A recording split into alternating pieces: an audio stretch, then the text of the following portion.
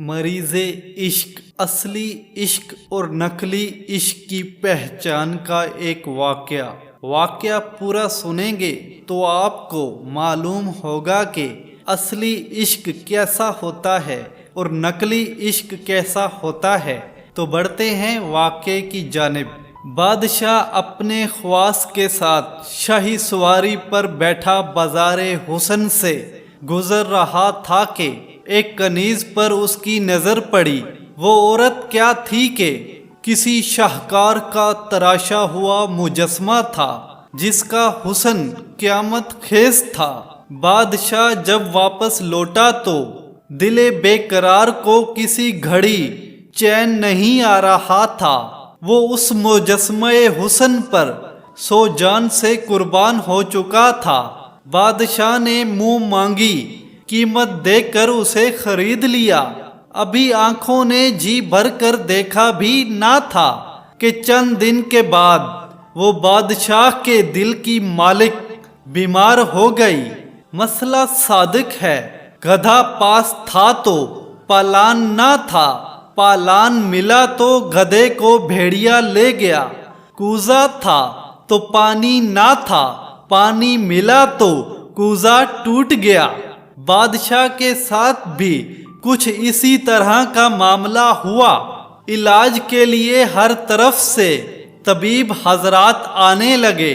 ہر ایک کا یہی دعویٰ تھا کہ میں ہی مسیحا ہوں۔ جب بیماری کی غذا آتی ہے تو طبیب بھی بیوقوف ہو جاتا ہے، اپنی مہارت اور تجربوں پر ناز کرتے ہوئے کہ ہمارے پاس ہر دکھ کی دوا ہے۔ انشاءاللہ نہ کہا، ان کا کوئی علاج کار ثابت نہ ہوا، مرض بڑھتا گیا۔ جوں کہ تو دعا کے والا معاملہ ہو گیا۔ طبیب حضرات اپنے اپنے نسخے آزما چکے۔ چاند سے چہرے کی رونق کم سے کم ہوتی جا رہی تھی۔ اب بادشاہ کو رجوع اللہ کے سوا کوئی چارہ نظر نہ آیا۔ فوراً ننگے سر اور پاؤں خانہ خدا کی طرف بھاگا، سر سجدے میں رکھ کر خوب رویا۔ سجدے گاہ شاہ کے آنسوؤں سے تر ہو گئی۔ یا اللہ، تو دلوں کے بھید جانتا ہے، میں نے طبیبوں پر بھروسہ کرنے میں خطا کی، میرا قصور معاف فرما۔ میں کیا عرض کروں، تو ہمارے اسرار سے باخبر ہے۔ ہمارا حال اور ان طبیبوں کا عدم توکل اور ترک انشاءاللہ تیرے لطف عام کے سامنے کوئی اہمیت نہیں رکھتا۔ اے ہماری عاجتوں کی پناہ گاہ، میری محبوبہ کو شفا عطا فرما۔ جب بادشاہ نے تہ دل سے نالہ و فریاد کی، روتے روتے بادشاہ کو اونگ آ گئی اور قسمت جاگ گئی۔ بشارت ملی کہ کل ایک مسافر تیرے پاس آئے گا، اس کے علاج سے کنیز کو شفا ہوگی۔ بادشاہ بڑی بے تابی کے ساتھ اس شخص کا انتظار کرنے لگا۔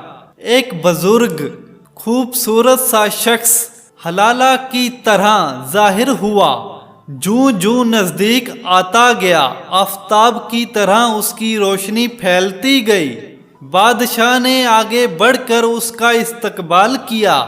کلام تہمام سے فارغ ہو کر بادشاہ اس بزرگ طبیب کو محل کے اندر لے گیا۔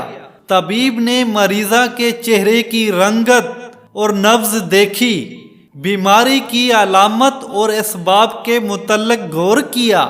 سب کچھ دیکھ سن کر دل میں کہا، اسے صفرا و سود کے غلبے کی وجہ سے مرض لاحق نہیں ہوا، بلکہ یہ مریض عشق ہے۔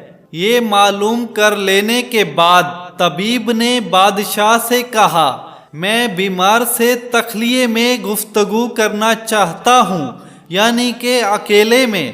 سب لوگوں کے چلے جانے کے بعد طبیب نے پوچھا، اے شاہ بیگم، یہ تو بتائیں آپ کس علاقے کی رہنے والی ہیں؟ یہ اس لیے کہ ہر علاقے کا طریقہ علاج مختلف ہوتا ہے۔ آپ اس شہر سے کس طرح جدا ہوئی؟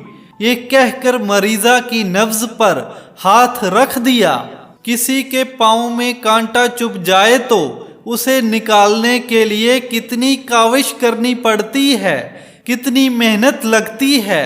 پاؤں زانوں پر رکھ کر سوئی کے سرے سے کانٹے کا سر معلوم کرتے ہیں، جب نہ ملے تو اسے لب سے تر کرتے ہیں۔ جب پاؤں کا کانٹا ایسا دشوار یاب ہے تو دل کا کانٹا معلوم کرنا کیوں کر مشکل نہ ہو۔ کنیز نے اپنی داستان غم بیان کرنا شروع کر دی۔ پہلے اپنی سہیلیوں اور رشتہ داروں کے متعلق بتایا۔ ان کے ذکر سے نہ اس کا رنگ بدلا، نہ نبض میں تاخیر واقع ہوا۔ اسی طرح وہ ہر شہر اور ہر گھر کا ذکر کرتی رہی، جہاں جہاں اس کی پود پاش رہی۔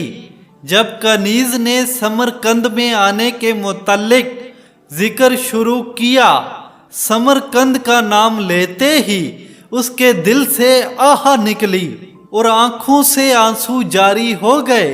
آنکھوں کی اس رم جھم میں کہنے لگی، مجھے وہاں ایک خواجہ سرگر نے خرید لیا۔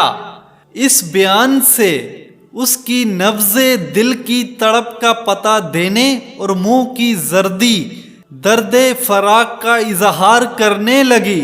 شیخ کامل نے دکھتی ہوئی رگ پر ہاتھ رکھ ہی دیا اور کنیز سے یہ راز معلوم کر لیا کہ وہ سمرقند کے اس خواجہ زرکر پر عاشق ہے۔ طبیب نے کنیز کو تسلی دی کہ اطمینان رکھے، تم جلد تندرست ہو جاؤ گی۔ طبیب نے بادشاہ کو بتایا کہ میں نے مرض معلوم کر لیا ہے، آپ کسی طریقے سے فلاں زرکر کو سمرقند سے یہاں بلوا لیں۔ بادشاہ نے اپنے 2 خاص داہمی آدمی سمرقند بھیجے جو اس سنہار سے جا کر ملے، اس کو اطلاع دی کہ بادشاہ تمہاری ہنرمندی کا شہرہ سن کر بڑا خوش ہوا ہے۔ خواجہ سرگر برتن تراشنے والوں کو کہا جاتا تھا، اس نے تمہارے لیے پیش قیمت کلکت اور مال و زر بھیجا ہے۔ اس کی خواہش ہے کہ تم اس کے پاس آؤ اور اس کے خاص مصاحبوں میں شامل ہو جاؤ۔ بادشاہ کی یہ عنایت دیکھ کر زرکر بہت خوش ہوا۔ اسی وقت اپنا سب کچھ چھوڑ کر ان کے ساتھ جانے کے لیے تیار ہو گیا۔ سمرقند کا خواجہ زرکر جب محل میں پہنچا تو بادشاہ نے اٹھ کر اس کی تعظیم کی اور حکم جاری کیا کہ تم بے فکری کے ساتھ ہمارے پاس رہو۔ بادشاہوں کے لائق سونے کے زیورات اور برتن تیار کرو۔ چنانچہ وہ بڑی خوشی اور دل لگی کے ساتھ اپنے کام میں لگ گیا۔ بادشاہ نے اس کے کام کو دیکھ کر خوشی کا اظہار کیا اور کہا کہ میں اس کے صلے میں تمہیں اپنی کنیز خاص عطا کرتا ہوں۔ چنانچہ وہی کنیز جو اس زرکر کے فراق میں سور کھار کانٹا ہو گئی تھی اسے دے دی گئی۔ کنیز جب اپنے دلربا کے پاس پہنچی تو اس کا دکھ درد سب جاتا رہا۔ دیکھتے ہی دیکھتے وہ چند ماہ میں صحیح سلامت ہو گئی۔ اس کا کھویا ہوا روپ جوبن پر آ گیا۔ اب طبیب کامل نے ایسا شربت تیار کیا جسے زرخر نے نوش کیا اور وہ پانی میں نمک کی ڈلی کی ممند کھلنے لگا۔ کنیز کے سامنے اس طویل بیماری کا سبب سرکر کا روپ آہستہ آہستہ جاتا رہا۔ آنکھیں اندر کو گھس گئی، چہرے کی رونق جاتی رہی اور وہ بدصورت بن گیا۔ یہ حالت دیکھ کر کنیز کی محبت بھی رفتہ رفتہ رفو چکر ہو گئی۔ اب وہ کنیز عشق کی بیماری سے شفا یاب ہو گئی۔ اس کنیز کی محبت مائز صورت پرستی تھی، اس لیے صورت کے بگڑنے سے آہستہ آہستہ وہ عشق بھی ظاہر ہو گیا۔ جو عشق صرف رنگ و روپ کی خاطر ہوتا ہے وہ دراصل عشق نہیں بلکہ فسق ہوتا ہے۔ اس ترکیب سے طبیب نے کنیز کے مرض عشق کا علاج کیا اور اسے تندرست کر کے بادشاہ کے دل کو مسرور اور آنکھوں کا نور بنا دیا۔ ظاہری صورت کا عشق آخر کار بدنامی اور بےعزتی کا سبب جب بنتا ہے، معشوق کا رنگ و روغن اس کی ہلاکت کا سبب بنتا ہے۔ مور کے لیے اس کے خوبصورت پر ہلاکت آفرین ہے، ہرن کو شکاری مشک کے لیے مارا جاتا ہے، لومڑی کو پوستین کے لیے ہلاک کیا جاتا ہے۔ ہر چیز میں کوئی نہ کوئی مطلب ہوتا ہے۔ یہ تو ہوتا ہے عارضی عشق۔ حقیقی عشق کیسا ہوتا ہے آئیں ہم آپ کو بتاتے ہیں۔ اے حقیقی عشق کے طالب، اس زندہ محبوب حقیقی کا عشق اختیار کر جو ہمیشہ باقی رہنے والا ہے، جو محبت و مرافت کی جان فضا پاک شراب پلانے والا ہے۔ تو مایوسی سے یہ مت کہہ کہ اس محبوب حقیقی تک مجھ جیسے نالائقوں کی رسائی ہو سکتی ہے کیا؟ حدیث شریف میں ہے، جو بندہ میری طرف ایک قدم چل کر آتا ہے میں اس کی طرف 4 قدم چل کر جاتا ہوں۔ اس کے عشق و محبت کا دروازہ ہر وقت کھلا رہتا ہے۔ اس واقعے سے ہمیں یہ سبق ملتا ہے کہ نیکی بدی کے پردے میں پوشیدہ بھی ہو سکتی ہے اور اس سے ہٹ کر بھی۔ اس لیے نیکی کرتے وقت اصل مقصد منشأ رضا الہی ہونا چاہیے۔ بادشاہ کا عشق حقیقی تھا، اس نے اپنے عشق کو پانے کے لیے اللہ تعالیٰ سے رابطہ کیا، اس لیے اس کو اس کا عشق دے دیا گیا۔ یہ واقعہ اگر آپ کو پسند آیا ہو تو اس ویڈیو کو لائک کر دیں، چینل کو سبسکرائب نہیں کیا تو ضرور سبسکرائب کر دیں اور بیل آئیکن پر بھی لازمی پریس کر دیں۔ تو ملتے ہیں اس طرح کے ایک اور واقعے میں، تب تک کے لیے مجھے دے اجازت، اللہ حافظ۔